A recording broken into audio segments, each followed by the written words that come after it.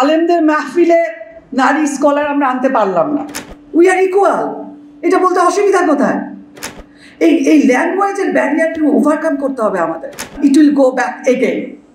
Biased way এবং unwise way will not sustain it. না আমরা কোনো দারোগা না ছিলেন, সেটা রিফ্লেকশন আমি এখন কিভাবে দেখি ওটাও কিছুটা আলাপে। তো প্রথমে একটা জিনিস বলে নেই যে ভালো প্রশাসক হিসেবে ওনার ভূমিকা কেমন সেটা অনেক বেশি জাজ করার সুযোগ কম ছিল, কারণ উনাকে আমরা দেখেছি টিচার হিসেবে, তাই তো? আমরা যে কথাগুলি বলা হচ্ছে যে উনার স্টাডি সার্কেল ছিল, ক্লাস ছিল অনেকগুলি, তাই তো? তো সেই একটা ক্লাস যেটা উইকনেস, সেখানকার মেম্বার আমরা ছিলাম। তো আজকে যে তিনজনকে স্টেজে দেখতে পাচ্ছেন তার প্রথম দিককার স্টুডেন্ট আমরা। সো আলহামদুলিল্লাহ, আল্লাহ তাআলা আমাদের সুযোগ দিয়েছেন তার ব্যাপারে কথা বলার জন্য। তো একটা হচ্ছে যে প্রশাসক হিসেবে তাকে আমাদের জাজ করার বিষয় ছিল না, তবে একটা ইন্টারেস্টিং ব্যাপার ছিল।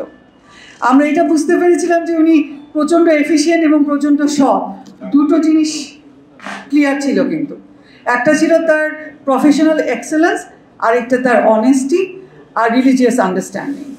এই তিনটার কম্বিনেশন আমাদের এক্সাম্পল হিসেবে আমাদের সামনে উনাকে আমরা দেখেছিলাম এবং আমাদের মনে হয়েছে ইট ইজ পসিবল। এটা ইম্পর্টেন্ট। কিন্তু মানে আমরা অনেক সময় ধার্মিক লোক দেখি কিন্তু প্রফেশনাল এক্সেলেন্স পাই না, আবার যাদের মাঝে আমরা প্রফেশনাল এক্সেলেন্স দেখি তাদেরকে আমরা আবার আল্লাহ ভীরু পাই না। তো এবং আর যারা প্রফেশনালি এক্সেলেন্ট ধার্মিক তাদেরকে আবার আমরা কাছে পাই না, মানে তারা টিচার হিসেবে আমাদের সামনে ধরা দেন না। So then he was the combination. So আমাদের জন্য এক্সাম্পল হয়ে গেলেন যে উনি এফিশিয়েন্ট গভর্নমেন্ট সার্ভিস দিচ্ছেন এফিশিয়েন্টলি, এবং উনি অনেস্ট পার্সোনাল লাইফে, উনি নলেজেবল, এবং হি ওয়াজ টিচিং আস, আমাদের মেন্টরিং করছিলেন। তো এই কয়েকটা জিনিস আমরা দেখেছি, and he was a good example for that. প্রথম জিনিস আমাদেরকে একটা জিনিস উনি ক্লিয়ারলি বোঝাতে পেরেছিলেন, সেটা হচ্ছে যে প্রফেশনাল এক্সিলেন্সটা ইবাদত এবং দাওয়াতেরও অংশ। আমি বুয়েটের স্টুডেন্ট ছিলাম যখন আমি তার উইটনেস ক্লাসের ছাত্রী ছিলাম। সেখানে প্রচণ্ড উনি জোর দিতেন যে প্রফেশনালি যেন এক্সিলেন্ট থাকি এবং আমার রেজাল্ট যেন খুব ভালো হয় এবং আমি যেন প্রফেসর হতে পারি। তো এই জিনিসগুলি আমার মনে আছে যে একে তো ভালো স্টুডেন্টরা নিজেরাই চেষ্টা করে ভালো রেজাল্ট করার জন্য, কিন্তু যদি স্পিরিচুয়াল সাপোর্টও থাকে, that gives meaning to your life. কারণ অনেক সময় আমরা ক্যারিয়ার পুশ করি, কিন্তু ক্যারিয়ারের জন্য প্রসিড করি, কিন্তু সেটা যথেষ্ট আমরা মোটিভেশন স্পিরিচুয়ালি সেটার সাপোর্টে পাই না, কিন্তু উনার ওই সাপোর্টটা উনি দিয়েছিলেন। এখন আসি যে জিনিসটা আমি এখনকার সময়ের সাথে একটু রিলেট করব। একটা হচ্ছে তিনি ইয়াং জেনারেশনকে তৈরি করতে চাচ্ছিলেন ফিউচার লিডারশিপের জন্য। তিনি সবাইকে দেখলে বলতেন যে আম্মা, আব্বা, চাচা, আপনি লিডার হয়ে যান, আপনাকে লিডার হতে হবে। এক্সট্রাঅর্ডিনারি রেজাল্ট যারা তাকেও উনি বলতেন লিডার হন, আবার অ্যাভারেজ রেজাল্ট তাকেও বলতেন আপনি নেতা হয়ে যান।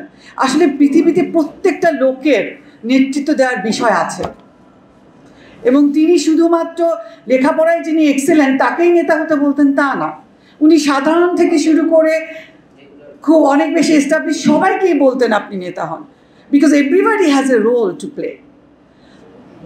That was eye opening for me.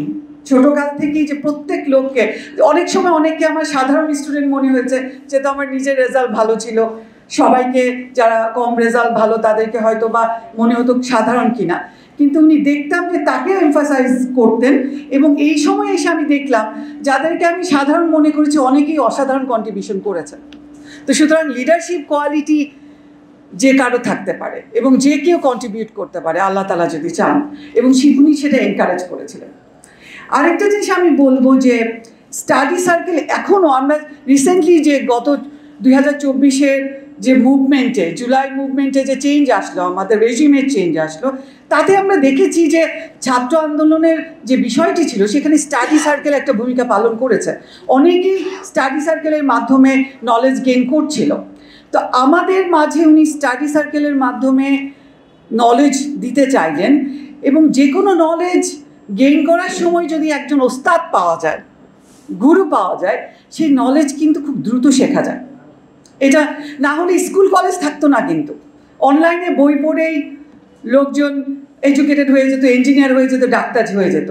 You need a guru, you need a teacher, mentor. তো উনি খুব সাবধানে এটা করেছিলেন, যার জন্য এখন যেমন ইন্টারনেটে প্রচুর ইনফরমেশন পাওয়া যায়, কিন্তু উনি এক্সট্রা অর্ডিনারি ইনফরমেশন যা রিয়েলি অ্যাভেলেবল না আমাদের কাছে ওপেন করে দিয়েছিলেন।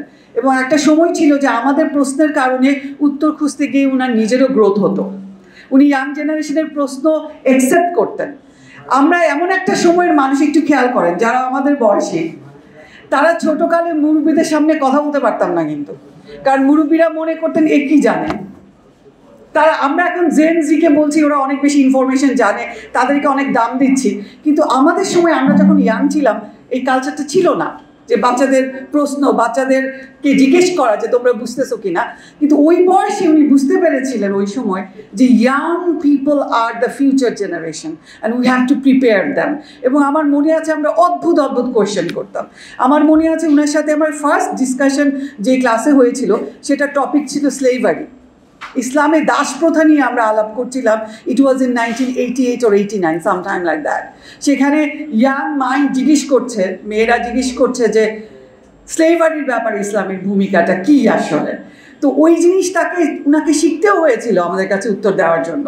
তো তাহলে নলেজ গেইনটা শুধুমাত্র স্টাডি সার্কেল থেকে নাও আসতে পারে, ফিলোসফিক্যাল লিডারের দরকার হয়, এবং সেটা আমরা তার মাধ্যমে পেয়েছি। দ্বিতীয় জিনিসে আসি আমি, যেটা আমি আজকের দিনের সাথে রিলেট করব, সেটা হচ্ছে যে গত বছর এই যে আমাদের যে রেজিম চেঞ্জ হলো, সেই রেজিম চেঞ্জের মাধ্যমে একটা জিনিস আমরা বুঝলাম যে ইয়াং জেনারেশন লিডারশিপে আসার দরকার এবং তাদেরকে লিডার বানানো আমাদের দরকার। এবং এখন আমরা যে এই লিডারশিপের ক্রাইসিস দেখছি, পার্টিকুলারলি আমরা এখন বিভিন্ন ক্ষেত্রে যোগ্য লোক খুঁজতেছি, কিন্তু আমরা পাচ্ছি না। এটা কি টের পাচ্ছেন? প্রফেশনালি পাচ্ছি না, নলেজের দিক থেকে পাচ্ছি না।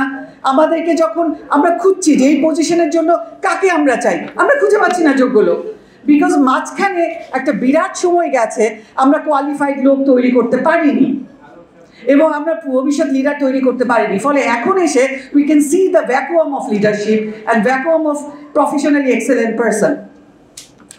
এখন এই গত বছরের প্যারাডাইম শিফট যদি বলি, বা গত বছরের যে রেজিম চেঞ্জ, এটাতে একটা জিনিস আপনারা ভালোভাবে নোটিস করবেন, সেটা হচ্ছে যে একসময় বাঙালি আইডেন্টিটির জন্য, বাংলাদেশি আইডেন্টিটির জন্য সেকুলারিজমটা মোস্ট সফিস্টিকেটেড জিনিস ছিল। Secularism was on the table and secularism was most fashionable topic. কিন্তু এখন এই পরিবর্তনের কারণে secularism is not the fashion. Now the most important latest Bangladeshi identityর জন্য latest topic হচ্ছে multiculturalism. Now religion is on the table too. রিলিজিয়নকে আমরা বাংলাদেশি এবং বাঙালি কালচারের আইডেন্টিটিতে আনতে পারছিলাম না, পার্টিকুলারলি ইসলামকে আনতে পারছিলাম না। Islam was never on the table for identifying our culture and identifying our identity, Bangladeshi identity. কিন্তু এটা খুব স্ট্রং ভাবে এসেছে এখন, বিকজ মাল্টিকালচারিজমকে আমরা এখন গ্রহণ করছি। সেখানে ইসলাম আসবে, হিন্দুইজম আসবে, জুডাইজম না বুদ্ধিজম আসবে, এমনকি আমাদের ট্রাইবাল যে রিলিজিয়নগুলো সেগুলি আসবে। And we need to be ready for that. কিন্তু প্রবলেমটা হয়ে গেল, এখন যদি আমরা ঠিকমতো বিহেভ না করি, এই যে আমাদের achievement, it will go back again. এই সময় যদি আমরা এক্সট্রিমিজম শুরু করে দেই, ইসলাম যখন ডিসকাশনের টেবিলে, সেই সময় যদি আপনি নারী পুরুষের ইকুয়ালিটি নিয়ে কথা না বলে নারীদের ঘরে ঢোকানোর ব্যবস্থা করতে থাকেন, ইট উইল গো ব্যাক। ইসলামে যদি এখন আমরা ইসলামের যে ব্যাপক লিবারাল যে ভিউ, সেগুলি যদি আমরা অ্যাডপ্ট করতে না পারি, আমাদের যে মাল্টিকালচারিজমের যে ভিউটা আছে ইসলামে, সেটা যদি অ্যাডপ্ট না করতে পারি, এই যে আমাদের অ্যাচিভমেন্ট, ইসলামকে যে আমরা এখন টেবিলে আনতে পেরেছি ডিসকাশনের, it will go back again. এবং শাহ আব্দুল হান্নান ওই সময় এই দুটো জিনিস খুব ক্লিয়ারলি তার স্টুডেন্টদের মাঝে দিয়ে দিয়েছিলেন। একটা হচ্ছে equality of man and women. Equality বলতে আমরা ইকুয়ালিটি শুনলেই আমরা যারা ইসলামে বিশ্বাস করি, ইসলামের অনুসারী, আমাদের কারো মাঝে, সবার মাঝে বলবো না, মনে হয় যে না না না নারী পুরুষ তো ইকুয়াল না। আরে নারী পুরুষ ইকুয়াল না কে বলছে? কোরআনের কোথায় হাদিসের কোথায় আছে? আমরা যে জিনিসটা সূরা তাওবার 71 নম্বর আয়াতে আল্লাহ তাআলা ক্লিয়ারলি বলছেন, বিসমিল্লাহির রহমানির রহিম, আল মুমিনুনা ওয়াল মুমিনাতু বা'দুহুম আউলিয়াউ বা'দ ইয়া'মুরুনা বিল মা'রুফি ওয়া ইয়ানহাউনা 'আনিল মুনকার ওয়া ইউকিমুনাস সালাতা ওয়া ইউতুনাজ যাকাতা ওয়া ইউতিউনা আল্লাহা ওয়া রাসূলুল্লাহ উলাইকা সায়ারহামুহুমুল্লাহু ইন্নাল্লাহা আজিজুন হাকীম। মুমিন নারী এবং মুমিন পুরুষ একে অপরের আউলিয়া। তারা একে অপরকে সৎ কাজের আদেশ করে, অসৎ কাজে নিষেধ করে এবং তারা আল্লাহ এবং রাসূলের আনুগত্য করে। তাদের উপরে আল্লাহ রহমত করবেন। নারী এবং পুরুষকে স্বামী স্ত্রী বলা হয় নাই, কিন্তু মুমিন নারী এবং মুমিন পুরুষ একে অপরের আউলিয়া। আউলিয়া মানে অভিভাবক। তার মানে আল্লাহ তাআলা নারী এবং পুরুষকে ইকুয়াল ফুটিংয়ে এনে বলছেন নারী এবং পুরুষ উভয়ের কোয়ালিটি আছে, ইকুয়ালিটি আছে একে অপরের অভিভাবক হওয়ার।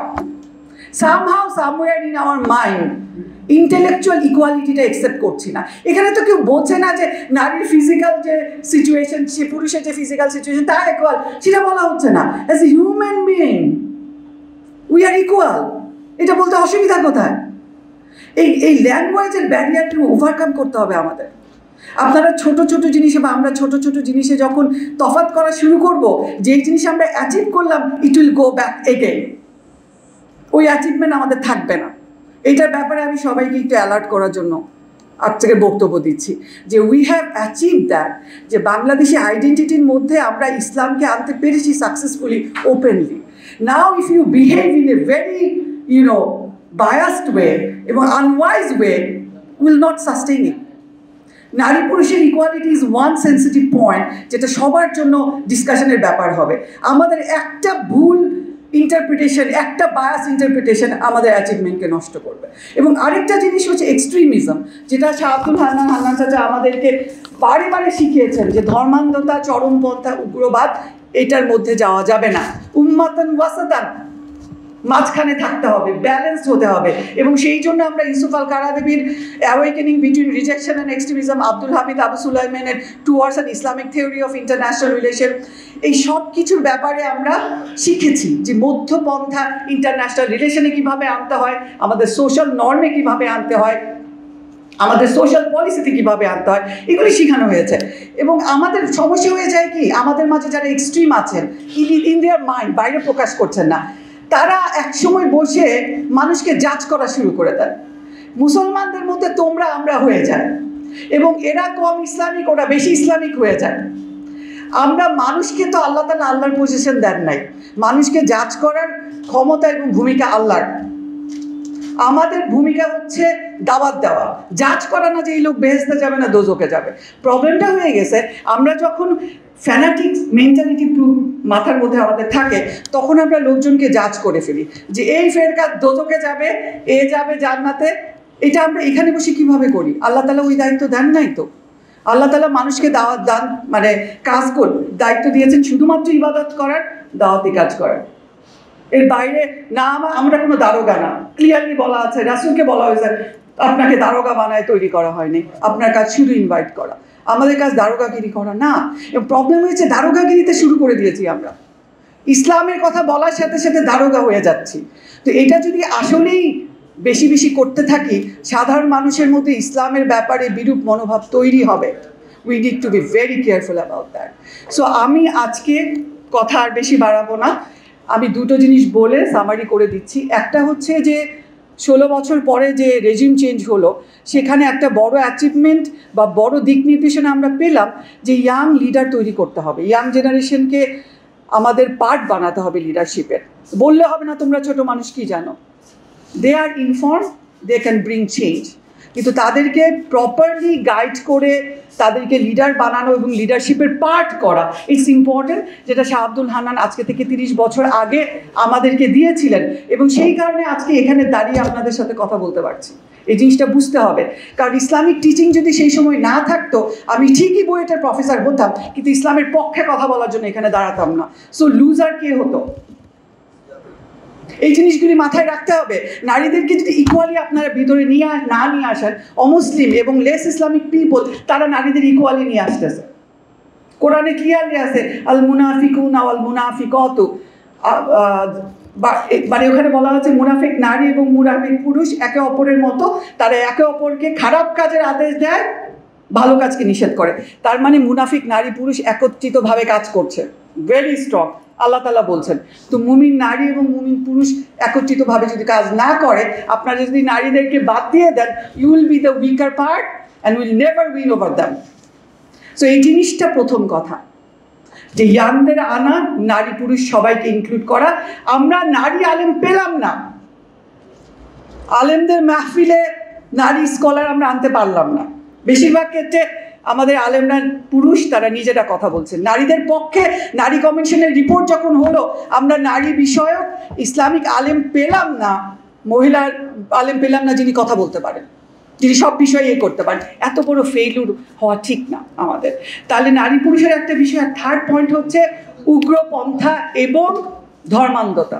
এই জিনিসটা আমাদের ইসলাম যে সবাইকে ইনক্লুসিভ, মদিনার সনদ তো এভাবে হয় নাই। মদিনার রাসূলুল্লাহ সাল্লাল্লাহু আলাইহি ওয়াসাল্লাম সবাইকে নিয়ে শুরু করেছিলেন। এই সবাইকে নিয়ে শুরু করার ব্যাপারটা যদি আমরা না বুঝতে পারি, তাহলে যে অ্যাচিভমেন্টটা হলো, যে আমাদের আইডেন্টিটিতে যে আমরা ইসলামকে নতুন করে ইসলামকে দিয়ে পরিচিত হতে পারছি strongly, it will go back again, will lose it. So with that আপনাদের সবাইকে শুভেচ্ছা জানিয়ে, দোয়া জানিয়ে